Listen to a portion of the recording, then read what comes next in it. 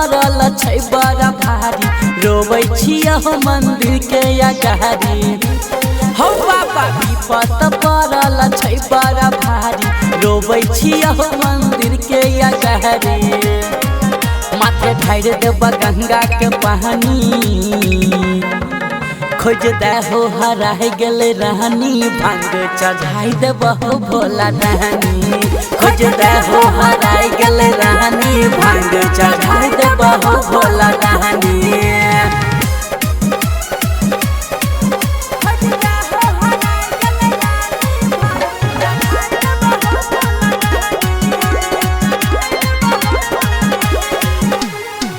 मिलते जहु नहीं हमरा बाबा ए तो से नहीं जहिबा, छिए जहन ओकर बाबा भूल नहीं हम पहिबा।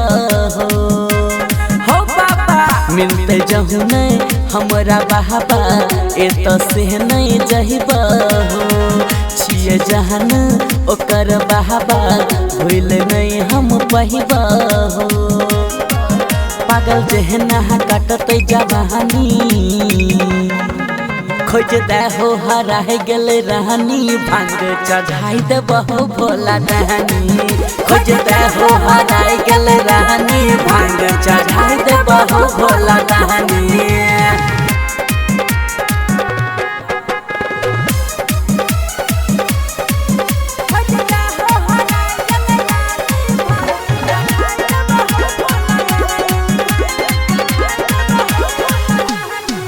अजित ओबराय कही रहल छ मानला बाबा बात हो, गलती जे सब भेले बाबा कर दहक माफ हो।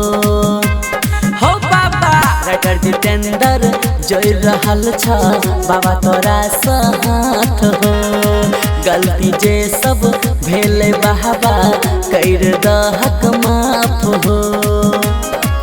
राज किशोर कहे अंतर्यामी, खोज दे हो हरा गेल रानी, भांग चढ़ाई देब हो भोला रानी।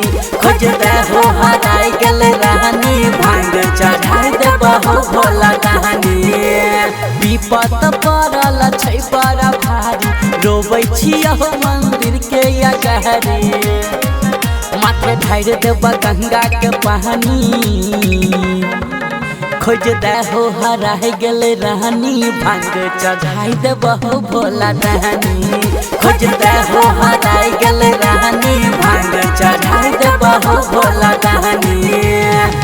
by RPR Recording Studio।